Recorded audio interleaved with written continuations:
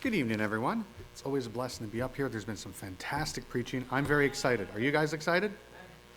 Oh yeah, I bet you're really excited because you know it's me, Jeremiah, and I probably have the shortest sermon. But I'm also excited too because this is the first popcorn preaching. There hasn't been anything at the back for you guys to throw. I've been up here, there's been eggs, tomatoes, pumpkins, you name it, it's been there. No one's thrown anything, thankfully. But yeah. But for today's message, I'm going to do something a little different. It's going to be about cooking. So I brought my apron. And yes, I know, it really makes my eyes pop. But I'm going to be teaching you guys how to make bread. Before we get started, does anybody have any food allergies? Anybody here have a dairy issue? What about gluten? Anybody off gluten? What about peanuts? Anything like that? Because it's really good to know. So if I was to make something right here, right now, and said it was dairy-free, if I needed to add a little bit of flavor and I added some dairy to it, is it still considered dairy-free? I don't think so.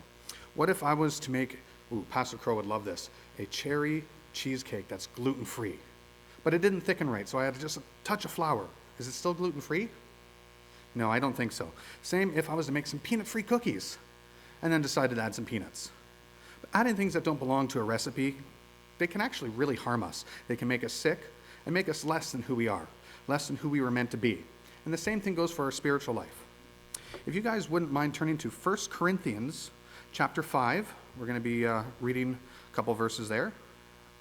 1 Corinthians chapter 5, go down to verse 6.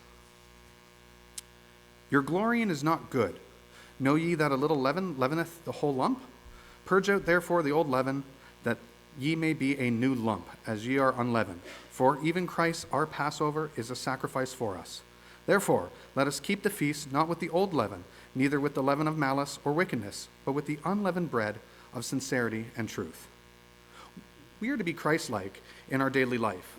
And he's also referred to as the bread of life. Isn't that fitting? But we need to be bread just like him. We need to follow his examples of sincerity and truth and remove all the leaven out of our recipe.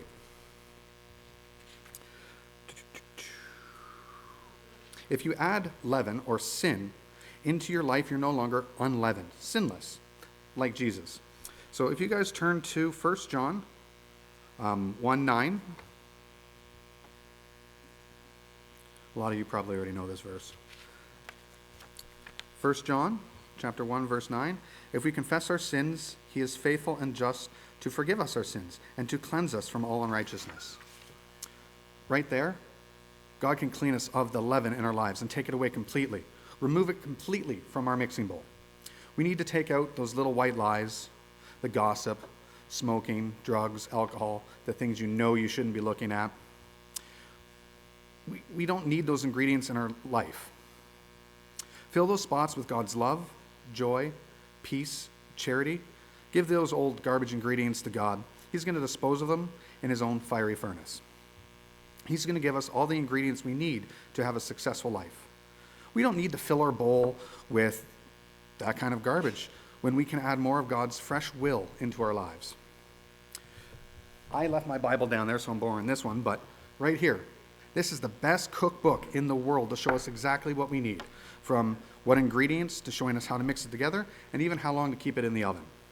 So read your cookbook daily and to refresh your minds and see what preparation is needed when you need it. We need to trust in our baker and our creator and let him turn us into a new lump, the lump he created us to be. We need to stop trying to add the ingredients that we think we need to taste better. We don't know more than the one who wrote the book. So let God take the leaven out of our mixing bowl and let him knead us, mold us, and turn us into a loaf of bread worth sharing with others. And as promised, probably the shortest message. Thank you guys very much.